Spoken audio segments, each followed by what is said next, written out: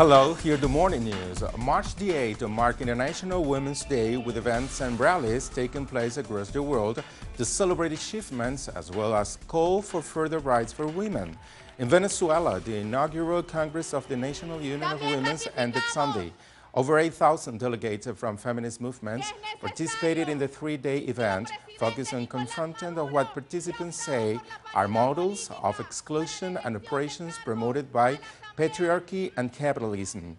President Nicolás Maduro, who helped initiate the process of consolidating the group last year, was on hand at the closing ceremony.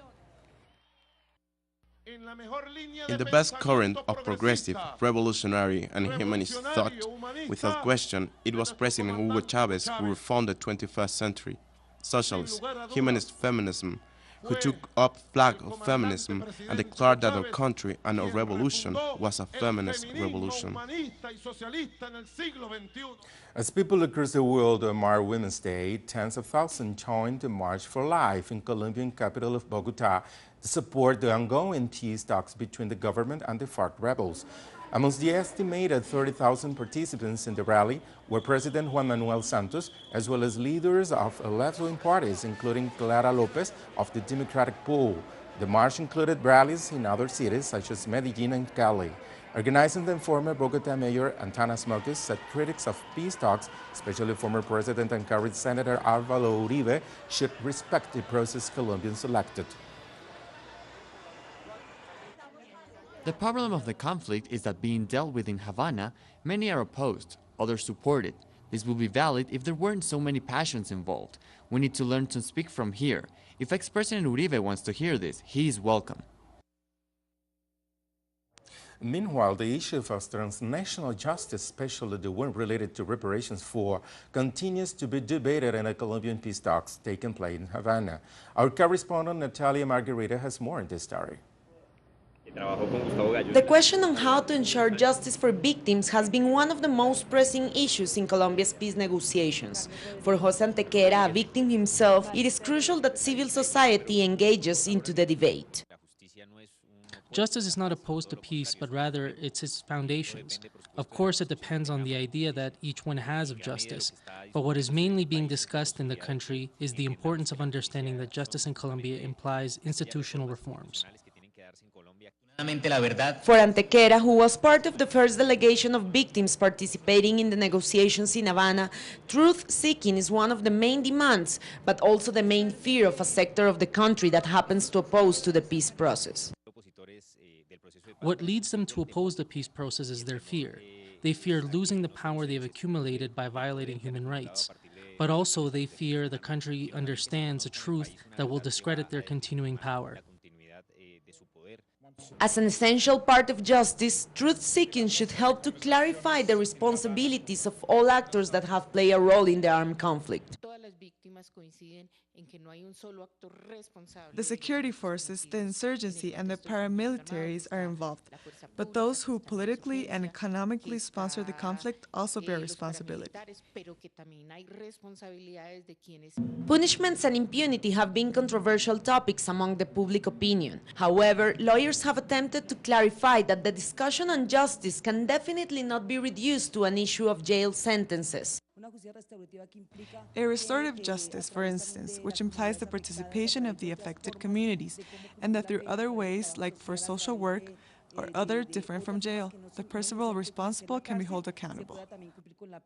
Within the debate on justice, it is crucial to understand that beyond sanctions, the guarantees of non-repetition and truth are of utmost importance to victims. From Bogotá, Natalia Margarita, teleSUR. Brazilian President Dilma Rousseff not only also participated in Women's Day events, but also spoke directly to Brazilians to ensure that the investigations into allegations of corruption at the state-owned company will be quick and transparent. Rousseff spoke about the tough economic circumstances that the country is facing due to a global economic slump and deep drop in oil prices.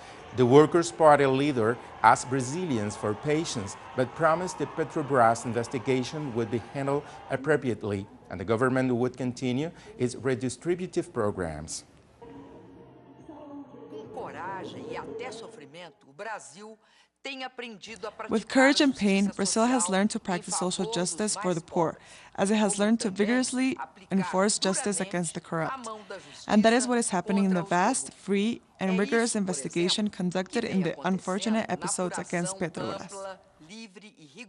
More news. Protesters held a candlelight vigil in Madison, Wisconsin for Tony Robinson Jr., an unarmed black teenager shot dead by a white policeman Friday. Activists held the vigil outside the apartment where Robinson died after the police officer entered the 19-year-old's home. Madison's Mayor Paul Soglin called the shooting a tragedy beyond description.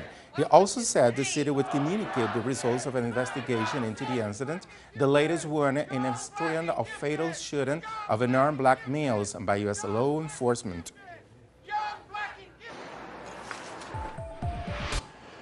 In Kuala Lumpur, families of the 239 people on board Malaysia Airlines Flight 370 gathered for a ceremony to mark the first anniversary of the plane's disappearance. The event came as authorities released the first comprehensive report into the mysterious disappearance. However, critics say the report shed no light into the causes or whereabouts of the missing aircraft. And just days before general elections in Israel, tens of thousands attended a rally in Tel Aviv against the policies and re-election of current Prime Minister Benjamin Netanyahu. As many as 50,000 took part in the rally as Israelis parties to head to the polls on March the 17th. The demonstration was organized by Million Hands organization that calls for a peace agreement with Palestinians and the creation of a Palestinian state. After successfully expelling the Islamic State from the border town of Kobani, left Kurdish fighters in Syria continue to fight the extremists. Fighting is taking place as YPG fighters attempt to regain control of the city of Tell Tamer. No exact number of casualties has been released as of yet, but some reports indicate losses on both sides. Meanwhile, official sources said Syrian government has expelled the extremists from 5 of the village located east of Hazike province. An admiral from the U.S. Navy confirmed that NATO forces together with Bulgaria and Romania is conducting military exercises in the Black Sea. In accordance with the International Convention, NATO ships are not allowed to stay in the region for more than 21 days. The Western military bloc has increased its presence in Eastern Europe last year, conducted several drills, and ramping up the rhetoric against Russia amid the crisis in Ukraine.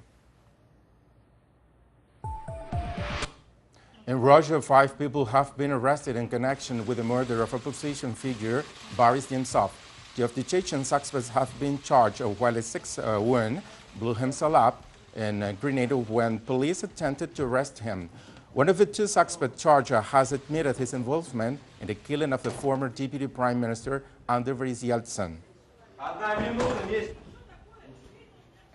And many dream of flying around the world, but doing so in a solar-powered aircraft was not possible until now. In Abu Dhabi, a plane using only solar energy took off for the first ever flight around the world. The first stopover in the 5-month, 35,000 kilometers journey will be in Oman. The aircraft's Suez founders and pilots plan to stay a couple of days in each cities that they land in order to promote the use of green energy. And finally, the Japanese city of Osaka prepares for the arrival of heavyweights as the Spring Grand Sumo tournament kicks off Monday. Tournament favorite Yokozuna Hakuo is looking for his 6th consecutive title and the 15-day contest. Sumo, a field contest sport often seen as Japanese heavyweight wrestling, dates back some 2,000 years. A wrestler wins a bout by forcing his opponent outside a marked circle, or by making him touch the ground with any part of his body except the soles of his feet. More on these and other stories in our website, telesurtv.net/English. Have a nice day.